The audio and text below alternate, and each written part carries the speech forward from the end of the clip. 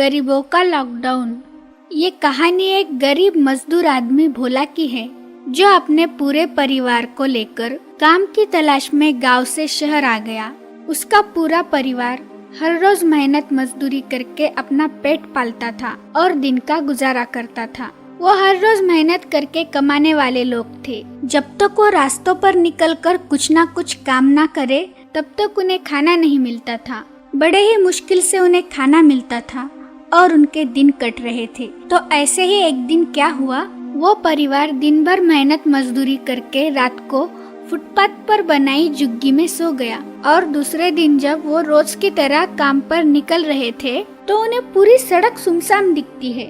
रास्तों पर कोई गाड़ियां नहीं दिखती, यहाँ तक कि दूर दूर तक कोई आदमी भी नजर नहीं आता। फिर भोला थोड़ा आगे जाकर देखता है, तभी पीछे से जोर से एक डंडा उस पर पड़ता है। वो घबराकर झट से पीछे देखता है तो उसे दिखता है एक पुलिस वाला डंडे से मार रहा है। साहब रुक जाओ साहब क्यों मार रहे हो साहब? पागल कहाँ घूम रहा है? हाँ चल भाग यहाँ से, पता नहीं लॉकडाउन चल रहा है, पूरा देश बंद है। अगर दोबारा सड़क पे दिखा ना तो बहुत मारूंगा। लेकिन साहब ये लॉकडाउन क्या है साहब, और ये सब कुछ बंद क्यों है? अरे पागल कौन सी दुनिया में है तू? यहाँ कोरोना नाम की महामारी आ गई है, महामारी। अगर घर से बाहर निकलेगा तो इस बीमारी का शिकार होकर मर जाएगा। चल भाग यहाँ से, पता नहीं कहाँ से आ जाते हैं पागल लोग। ऐसा बोलकर और एक डंडा पीछे से लगाता है। वो बेचारा घबराकर दौड़ते हुए अपने परिवार के पास आता है। फिर उसके परिवार वाले पूछते हैं तो वो बताता है कोई महामारी आई है जिसकी वजह से देश बंद है और सड़कों पर नहीं जा सकते। फिर उसके बच्चे बोलते हैं लेकिन हम बाहर जाकर कुछ बेचेंगे नहीं तो हमें खाना कैसे मिलेगा? फिर भोला बोलता है सड़क पे कुछ बेचने के लिए लोग तो रहने चाहिए ना बेटा, बाहर भीख देने के लिए भी कोई आदमी नहीं है। फिर उसकी पत्नी बोलती है अगर ऐसे ही चलता रहा तो हम भूख से ही मर जाएंगे। फिर बेचारा भोला सोच में पड़ जाता है कि अब क्या करे। 2 दिन गुजर जाते हैं, उसका परिवार भूख से परेशान हो जाता है। बच्चे भूख के मारे रो रहे होते हैं। भोला को अपने परिवार की ऐसी हालत देखी नहीं जाती, लेकिन वो गरीब करे भी तो क्या, उसके पास इतने पैसे भी नहीं थे कि वो 2 दिन का अनाज घर में भरकर रख दे। और बाहर निकला तो दूर दूर तो कोई नहीं दिख रहा था जो भोला को काम दे सके, और ऊपर से पुलिस की मार भी पड़ रही थी। लेकिन अपने बच्चों और परिवार की ऐसी हालत उससे देखी नहीं जाती। वो बच्चों को रोता देख सड़क पर निकल जाता है। फिर भोला को पता चलता है कि सरकार गरीबों के लिए राशन दे रही है। फिर भोला वहाँ पर चला जाता है। वहाँ जाकर भोला को पता चलता है कि राशन सिर्फ उन्हें ही मिल रहा है जिनके पास राशन कार्ड है। बेचारा भोला, उसके पास रहने का ठिकाना नहीं तो ये राशन कार्ड आधार कार्ड कहाँ से आएगा?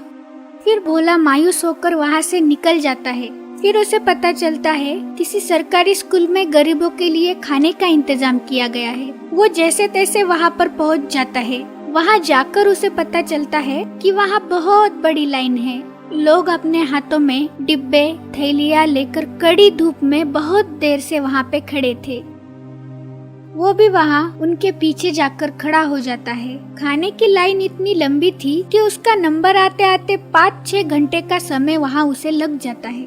दोपहर के 3 बज जाते हैं। बेचारा भोला कड़ी धूप में नंगे पाँव इस आस में वहाँ पे खड़ा रहता है कि कुछ खाना मिले तो अपने भूखे बच्चों का पेट भर सके।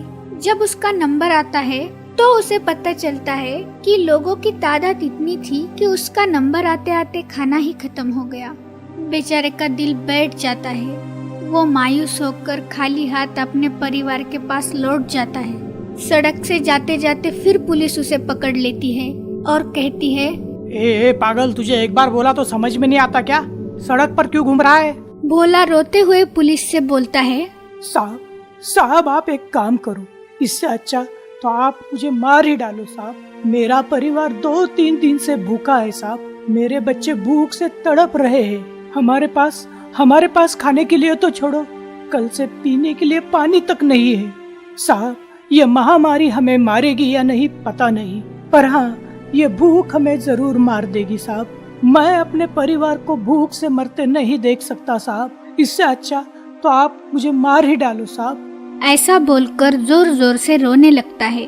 तब उस पुलिस वाले को उस पर दया आती है और वो उस आदमी को पहले अपने पास का पानी पीने के लिए देता है और उसके पास जो कुछ खाने को है वो उस गरीब के हाथ में देकर उसे अपने परिवार के पास भेज देता है। दोस्तों, हमारे देश में करोड़ों लोग ऐसे जी रहे हैं जिनके पास रहने के लिए घर भी नहीं है। उन्हें फुटपाथ पर रहना पड़ता है और रोज खाने के लिए संघर्ष करना पड़ता है। हमारा देश डिजिटल इंडिया बनते बनते कहाँ पहुँच गया। आज हम हमारे देश के गरीब लोगों के लिए एक वक्त का खाना भी नहीं जुटा पा रहे हैं। ऐसे ही इनकी जिंदगी में इतनी मुसीबतें हैं और अब ये महामारी। अब ये बेचारे लोग कहाँ जाएंगे, क्या खाएंगे। इनके पास इतने पैसे नहीं हैं कि ये 2 दिन का खाना भी घर में लाकर रख सके। खाना तो छोड़ो, उनके पास रहने के लिए घर ही नहीं है। दोस्तों, लॉकडाउन सबके लिए एक जैसा नहीं है। जहां हम सभी लोग अपने अपने सुरक्षितता के लिए खाने पीने की वस्तुएं और रोजमर्रा की जीवन की जरूरतों का सामान भर भर के अपने घर लेकर जा रहे हैं, उसी वक्त कुछ गरीब लोगों को 2 दिनों में सिर्फ एक ही वक्त का खाना मिल रहा है। रोज कमाकर खाने वाले लोगों का और उनके परिवार और बच्चों का क्या होगा। कई लोगों को तो लॉकडाउन का मतलब भी नहीं पता। लॉकडाउन की वजह से इन्हें जिस समस्याओं का सामना करना पड़ रहा है ना, वो हम सोच भी नहीं सकते। इस महामारी से भी खतरनाक जिस महामारी से अब इस वक्त ये लोग जूझ रहे हैं ना, वो है भूख। पता नहीं इस महामारी से ये लोग मरेंगे या नहीं, लेकिन हाँ, भूखमरी का शिकार ये लोग जरूर बन जाएंगे। क्यों ये दिन इन गरीबों के नसीब में आए, ये उनकी सोच से परे है। अब इस मुसीबत से इन्हें एक ही चीज बचा सकती है और वो है इंसानियत। दोस्तों, अगर आपके दिल को ये गरीबों की सच्ची कहानी छू गई तो प्लीज इसे लाइक और शेयर करें और हमारे चैनल को सब्सक्राइब करें। एक गरीब मजदूर भुवन अपने परिवार के साथ रहता था। उसके परिवार में उसके 2 बच्चे और पत्नी गीता उसके साथ रहती थी। वो रोज मजदूरी करके गुजारा करता था।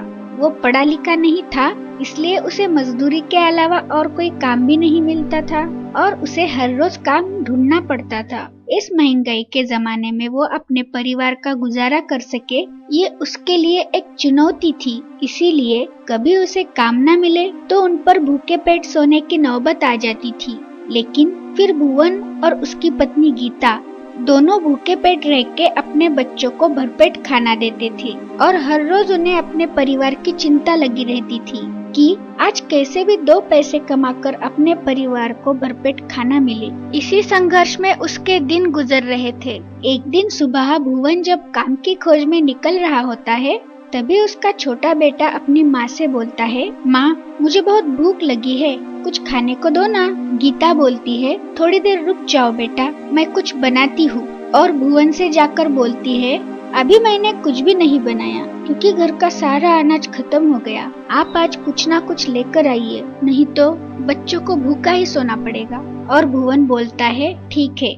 ऐसा बोलकर सोचते सोचते काम की खोज में निकल जाता है। भुवन दिन भर काम की खोज में इधर उधर भटकता रहता है, लेकिन उसे काम ही नहीं मिलता। दिन ढल जाता है। भुवन को अपने बच्चों की चिंता सता रही होती है। उसे क्या करे कुछ समझ में नहीं आ रहा था। निराश होकर भुवन घर वापस जा रहा होता है, तभी आगे जाकर उसे एक शादी का मंडप लगा हुआ दिखता है और भुवन सोचता है शायद यहाँ कुछ काम मिल जाए। फिर भुवन वहाँ पर जाकर पूछता है, साहब कुछ काम है तो दीजिए। वो आदमी बोलता है, काम तो बहुत है, बर्तन साफ करेगा? हाँ हाँ भाई साहब, जो भी काम हो करूँगा, मुझे बस काम दे दीजिए। आदमी बोलता है, ठीक है, आ जाओ। ऐसा बोलकर भुवन को अंदर ले जाता है। फिर भुवन बर्तन साफ करने लगता है और बर्तन साफ करते करते वो देखता है लोगों ने अच्छी अच्छी मिठाइयाँ थाली में ही फेंक दी थी। ये देखकर भुवन मन ही मन सोचता है, इतनी अच्छी अच्छी मिठाइयाँ पकवान लोगों ने थाली में छोड़कर ऐसे ही फेंक दिए हैं। काश ये मेरे बच्चों को मिल जाते तो उनका पेट भर जाता। फिर भुवन सोचता है, वैसे भी इन लोगों ने ये मिठाइयाँ फेंक दी है, अब इन्हें कोई नहीं खाएगा। क्यों ना मैं इसे अच्छे से अलग रखकर घर ले जाऊँ ताकि ये मेरे बच्चे खा पाए। लेकिन वो मन ही मन सोचता है, मैं मेरे बच्चों के लिए ये झूठा कैसे ले जाऊँ। तभी उसे अपनी पत्नी गीता की सुबह की बात याद आती है। अभी मैंने कुछ भी नहीं बनाया क्योंकि घर का सारा अनाज खत्म हो गया। आप आज कुछ ना कुछ लेकर आइए, नहीं तो बच्चों को भूखा ही सोना पड़ेगा। रात हो जाती है। एक तरफ उसके बच्चे की भूख और दूसरी तरफ उसकी मजबूरी। इसके आगे भुवन को अच्छा बुरा सही गलत कुछ समझ में नहीं आता। अपने बच्चों की भूख के आगे एक मजबूर बाप का स्वाभिमान हार जाता है। फिर वो बर्तन साफ करते करते उसमें से कुछ अच्छे अच्छे पकवान एक कैरी बैग में भरकर बाजू में रख देता है और उसी वक्त मेहमानों को मिठाइयाँ कम पड़ जाती है। तभी एक आदमी आकर बोलता है, साहब मेहमानों को मिठाई कम पड़ गई, जल्दी से बनवानी पड़ेगी। कम पड़ गई? अच्छा ठीक है, मैं रसोई घर में जाकर देखता हूँ। और वो रसोई घर में जाता है। तभी वहाँ से अपना काम करके भुवन जमा किए हुए अच्छे अच्छे पकवान हाथ में लेकर जा रहा होता है। तभी वो आदमी भुवन के हाथ में मिठाइयाँ देखता है। उसे लगता है मैंने इसे बर्तन धोने का काम दिया और ये मिठाइयाँ गायब कर रहा है, और गुस्से से भुवन की तरफ जाता है और बोलता है, रुक जा, ये क्या है? खाना चोरी कर रहा है? यहाँ मेहमानों को कम पड़ रहा है और तू थैलियाँ भर भर कर लेके जा रहा है। रुक, अभी तुझे सबक सिखाता हूँ। भुवन डर कर बोलता है, नहीं नहीं साहब, मैंने चोरी नहीं की। लोगों ने फेंका हुआ झूठा बचा कुचा मैं अपने भूखे बच्चों के लिए लेकर जा रहा हूँ साहब, मैं चोर नहीं हूँ। आदमी बोलता है, ऐसा? तो बता इसमें क्या है? और देखता है तो उसमें उसे अच्छे अच्छे पकवान दिखते हैं, अच्छी अच्छी मिठाइयाँ दिखती है जो कि लोगों ने वैसे ही फेंक दी थी। और मिठाइयाँ देखकर वो बोलता है, ये तो झूठे नहीं दिख रहे हैं, ये तो अच्छे अच्छे मिठाई और पकवान दिख रहे हैं। और भुवन से बोलता है, झूठ बोलता है, बच्चे का नाम लेकर चोरी करता है। रुक, तुझे अभी सबक सिखाता हूँ। और ऐसा बोलकर उसे मारने लगता है। ये सब देखकर वहाँ पर भीड़ जमा हो जाती है। जैसे ही लोगों को पता चलता है कि ये चोर है, बजाय ये जाने कि उसने क्या चुराया है और क्यों चुराया है, लोग उसे पीटने के लिए दौड़ पड़ते हैं। भुवन को मारता देख पूरा झुंड उस पर हाथ साफ कर देता है। मारने वालों में से आधे लोगों को ये पता भी नहीं रहता कि वो किसे और क्यों मार रहे हैं। लोग उसकी मजबूरी देख ही नहीं पाते, बस चोर समझकर मारना चालू कर देते हैं। एक गरीब मजबूर आदमी को मारकर ऐसा महसूस कर लेते हैं कि उन्होंने बहुत बहादुरी का काम किया है। भुवन को इतना मारते हैं कि अधमरी हालत में बेहोश और लहूलुहान होकर वो वहीं पर गिर जाता है। बेचारा भुवन, काम के पैसे तो मिले नहीं और ऊपर से बहुत मार पड़ी। वो आखिर तक ये समझ ही नहीं पाया कि आखिर मेरी गलती क्या थी जो मैं इस भीड़ की मार का शिकार बन गया। दोस्तों, हम ऐसे पढ़े लिखे लोगों के समाज में जी रहे हैं जहां हमें अच्छा बुरा, अमीर गरीब, चोरी या मजबूरी, इनमें फर्क ही नजर नहीं आता। ऐसे कई मजबूर भुवन हैं जो समाज की हिंसक भीड़ का शिकार बन जाते हैं और कभी अपने घर वापस लौट ही नहीं पाते। तो दोस्तों, कभी भी किसी गरीब की मजबूरी और उसके हालातों को समझो। एक गांव में भानुदास नाम का एक गरीब आदमी रहता था जो अपना और अपने परिवार का पेट पालने के लिए बहुत मेहनत करता था। कभी सब्जी का ठेला लगाता था तो कभी मजदूरी करता था। जो भी काम मिले वो करता था और उसी आमदनी से वो अपने परिवार का गुजारा करता था।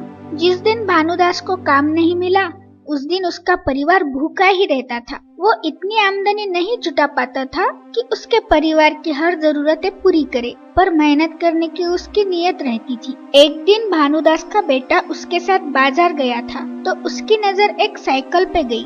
साइकिल देखकर भानुदास का बेटा बहुत खुश हो गया, पर अपने पिताजी उसे खरीद कर नहीं दे सकते, ये भी उसे पता था। इसलिए वो अपने पिताजी को कभी कुछ मांगता नहीं था। लेकिन अपने बेटे की साइकिल को देखकर खुशी और उसे पाने की चाह भानुदास को समझ में आती है, पर वो ये जानकर अनजान बनता है और इस बात को अपने दिल में ही रखता है। भानुदास को अपने बेटे को साइकिल खरीद कर देने की बहुत ख्वाहिश थी, पर उसकी महीने भर की कमाई से भी वो साइकिल खरीद नहीं सकता था। पर उसने मन ही मन ठान लिया था कि मैं अपने बेटे के जन्मदिन पर उसे साइकिल जरूर खरीद कर दूंगा। और उस दिन से वो ज्यादा मेहनत करके पैसे इकट्ठा कर रहा था। खुद सिर्फ एक वक्त का खाना खाता था, पर पूरे पैसे बचाने की कोशिश करता था। फिर कुछ दिनों बाद भानुदास के बेटे का जन्मदिन आया। जन्मदिन के दिन भानुदास ने अपने बेटे को बता दिया, बेटा मैं आज तुम्हारे लिए साइकिल खरीद कर लाऊंगा। ये सुनकर भानुदास का बेटा बहुत खुश हो गया। अपने बेटे की खुशी देखकर भानुदास भी खुश हो गया और वो काम पर चला गया। भानुदास जब साइकिल की दुकान में गया तो उसे पता चला उसने जितने पैसे जमा किए हैं उससे वो साइकिल नहीं खरीद सकता। साइकिल के लिए उसे और थोड़े पैसों की जरूरत थी। तो भानुदास थोड़ा मायूस हो गया। उसे आज ही वो साइकिल खरीदनी थी।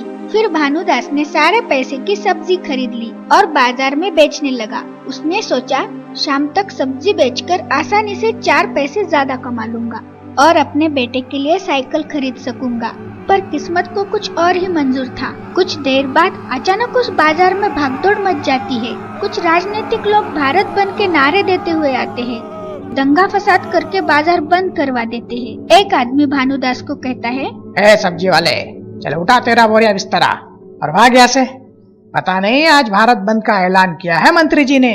भानुदास सोच में गिर गया कि इस सब्जी का अब मैं क्या करूं। तभी एक दंगा फसाद वाला आदमियों का झुंड बाजार की तरफ आता है और वो लोग बाजार की सारी सब्जियां और उनके ठेले जमीन पर गिरा देते हैं और वहाँ के गरीब लोगों को मारपीट करते हैं और अपने राजनीतिक पार्टी के नारे देते हैं। भानुदास की पूरी सब्जी जमीन पर बिखेर जाती है। बेचारा उस सब्जी को अपने हाथों से समेट रहा था। तभी उसे कुछ लोग पीटते हैं। बेचारे के पूरे कपड़े फट जाते हैं। भानुदास नीचे बैठ जाता है और अपनी बर्बाद हुई सब्जी को देखता है और साथ में अपने बच्चे के साइकिल के ख्वाब को भी। शाम हो जाती है। भानुदास का बेटा साइकिल की चाह में अपने पिता की राह देखता है। वही भानुदास बाजार में बैठा सोचता है, मेरी इतने दिनों की मेहनत इन लोगों ने अपने पैरों तले से कुचल दी। भानुदास बहुत दुखी हो गया। उसे समझ नहीं आ रहा था घर जाकर अपने बेटे को क्या जवाब दूं। फिर वो सोचता है कि देर से घर जाऊंगा ताकि बेटा सो जाए और उसे कोई जवाब नहीं देना पड़े। लेकिन जब वो घर जाता है तो वो देखता है बेटा उसकी राह देखते हुए सोता ही नहीं। बेटा जैसे ही अपने पिता को आते हुए देखता है वो झट से दरवाजे की तरफ जाता है और जैसे ही दरवाजा खोलता है तो अपने पिताजी को देखता है। उसके पिताजी के साथ उसे साइकिल नजर नहीं आती। भानुदास के हाथों में कीचड़ से भरी हुई सब्जियों की बोरी, उसके फटे हुए कपड़े, बदन पे कुछ चोटें और आंखों में पानी। ये सब देखकर बेटा घबरा जाता है। कुछ देर दोनों एक दूसरे को निशब्द होकर देखते रहते हैं। भानुदास बोलता है, मुझे माफ कर दे बेटा, मैं तुम्हारे लिए साइकिल नहीं ला पाया। बेटा बोलता है, अब मुझे साइकिल नहीं चाहिए पिताजी। दोस्तों, हम इस कहानी के जरिए आपको ये मैसेज देना चाहते हैं कि कुछ लोग अपने मतलब के लिए और राजनीतिक स्वार्थ के लिए भारत बंद का ऐलान कर देते हैं बिना ये सोचे कि इसका आम गरीब लोगों पर क्या असर होगा। कुछ लोगों के लिए भारत बंद करना आम बात है, पर गरीबों के लिए ये बहुत बड़ा श्राप है। इस देश में बहुत सारे लोग ऐसे हैं जिनके घर का चूल्हा तभी जलता है जब वो दिन भर कुछ काम करके 4 पैसे कमा कर लाते हैं। जिस दिन उन्हें काम नहीं मिला, समझो उस दिन उनके परिवार को भूखा ही सोना पड़ता है। दोस्तों, कई लोगों की कड़ी मेहनत और कुर्बानियों के बाद ये देश आजाद हुआ है, चल रहा है। इसे कभी बंद मत होने देना। जय हिंद। अगर आपको ऐसी ही समाज में परिवर्तन लाने वाली कहानियाँ पसंद है तो इसे जरूर लाइक करें, अपने दोस्तों के साथ शेयर करें और अपनी राय हमें कमेंट करके बताइए। आप अगर नए हो तो प्लीज हमारे चैनल को सब्सक्राइब कीजिए। हम ऐसे ही लाएंगे आपकी फरमाइश की कहानियाँ जो दिल को छू ले।